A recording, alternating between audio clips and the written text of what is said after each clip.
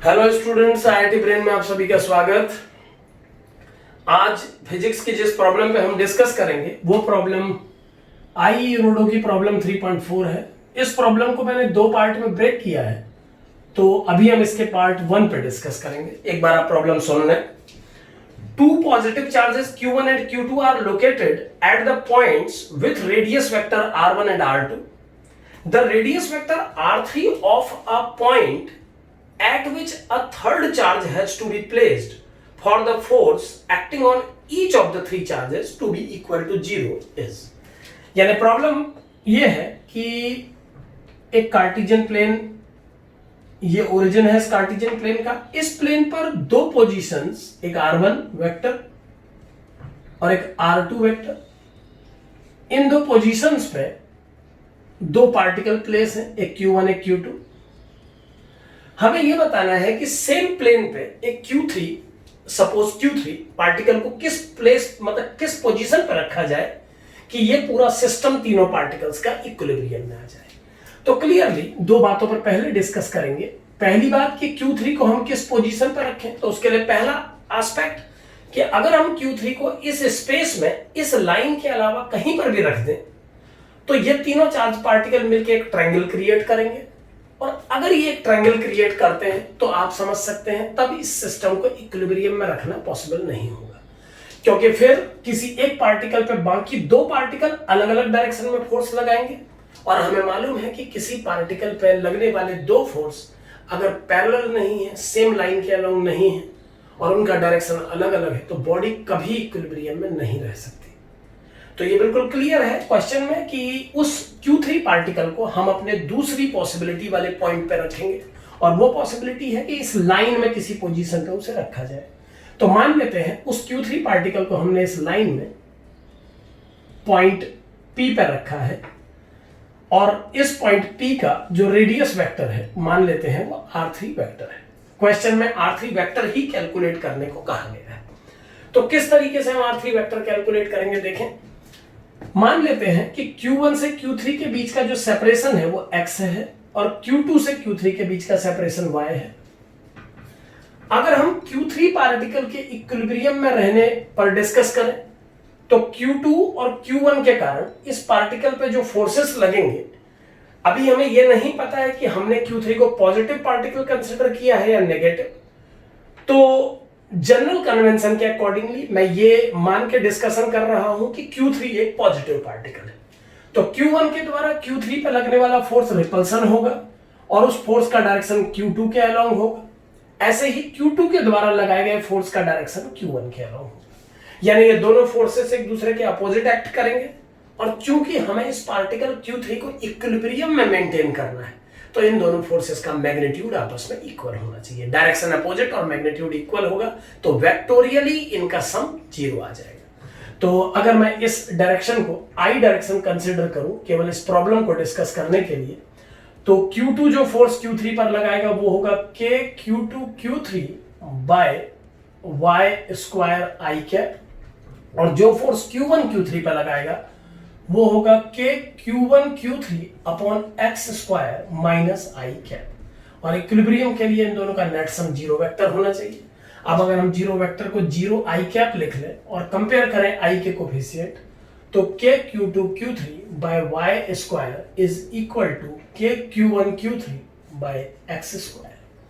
K और Q3 को cancel किया जा सकता है, तो Q2 upon y square is Q1 upon x square. ये सॉल्व होकर ऐसा बन जाएगा। अब यहां पर हम देख सकते हैं कि x अपॉन y की value Q1 under root upon Q2 under root आ चुकी है।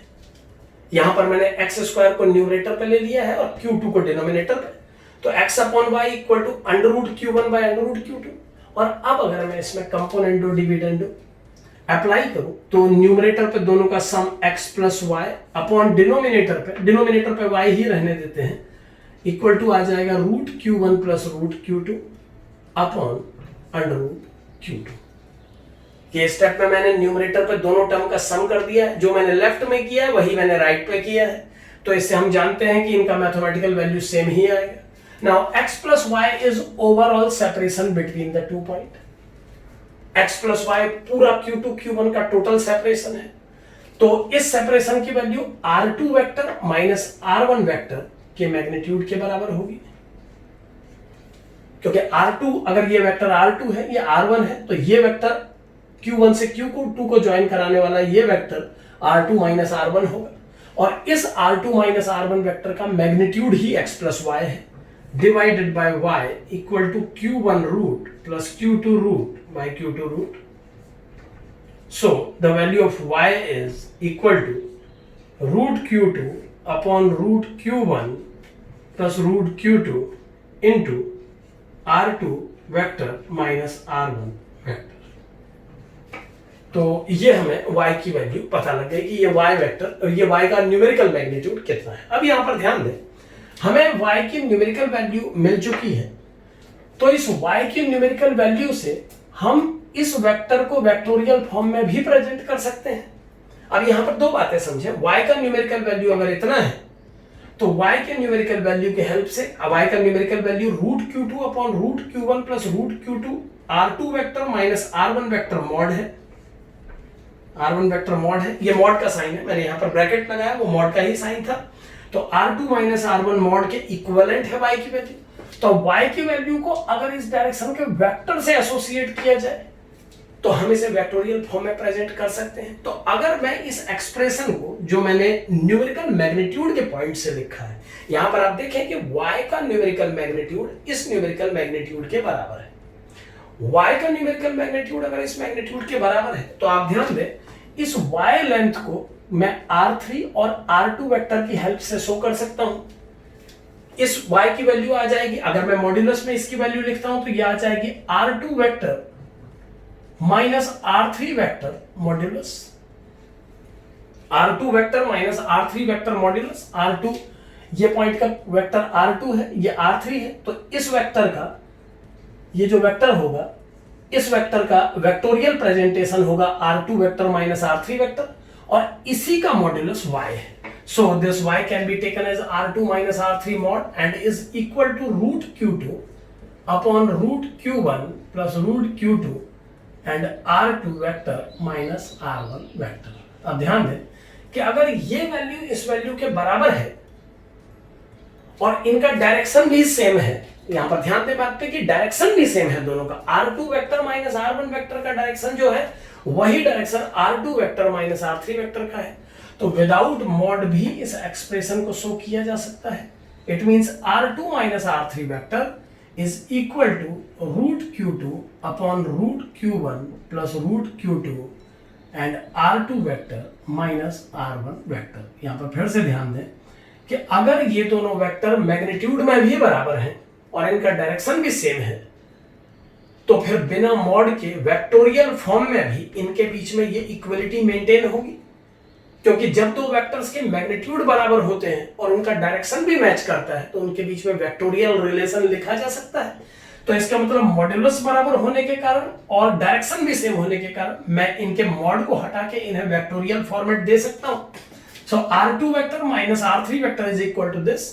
अब R3 वेक्टर को इस तरफ लेके अगर मैं इस वेक्टर को इधर ले लेता हूं तो R3 वेक्टर की वैल्यू आ जाएगी R2 vector minus root Q2 by root Q1 plus root Q2 into R2 vector minus R1 vector. इस टर्म को मैंने इस तरफ लिया है, इस टर्म को उस तरफ लिया है, तो R3 वेक्टर का वैल्यू ये आ गया है। अब इसे सॉल्व करने पर R3 vector equal to R2 vector minus root Q2 upon root Q1 plus root Q2 R2 vector and minus minus plus root Q2 upon root Q1 plus root Q2 R1 vector. So R3 vector आ गया, R2 vector, यहां से R2 vector दोनों से common लिया जा सकता है, तो फैक्ट इसका कोफिशिएंट आ जाएगा root Q1 plus root Q2 minus root Q2, यानी root Q1 upon root Q1 plus root Q2, and with R1 vector the coefficient is root Q2 upon root Q1 plus root Q2। तो ये आपका R3 vector आ गया। R1 vector into under root Q2 upon under root Q1 plus under root Q2 and R2 vector under root Q1 upon under root Q1 plus under root Q2। अब अगर denominator same है और मैं इन दोनों को combine लिखूं तो ये बन जाएगा R3 vector is equal to root Q1 R2 vector plus under root Q2 R1 vector divided by under root Q1 plus under root Q2। So ये पोजीशन R3 कैलकुलेट हो गई, यानी हम बिना Q3 चार्ज की वैल्यू कैलकुलेट किए ये calculate कर सकते हैं कि हम उस थर्ड पार्टिकल को इस बोर्ड के स्पेस में किस पोजीशन पर प्लेस करें ताकि यह सिस्टम इक्विलिब्रियम में आ पाए। यहां पर आप ध्यान दें, यहां पर इक्विलिब्रियम के लिए मुझे केवल सेंट्रल पार्टिकल को इक्विलिब्रियम में मेंटेन करना पड़ा। केवल इसे इक्विलिब्रियम में मेंटेन करके हम ये पता लगा सकते हैं कि किस पोजीशन पे इसको रखने से इक्विलिब्रियम आ जाएगा। बाकी Q2 और Q1 को अगर हम इक्विलिब्रियम में रखें तो हम ये भी कैलकुलेट कर सकते हैं कि इस Q3 का मैग्नीट्यूड कितना होगा जिसके लिए ये सिस्टम इक्विलिब्रियम में आ जाएगा। Thank you.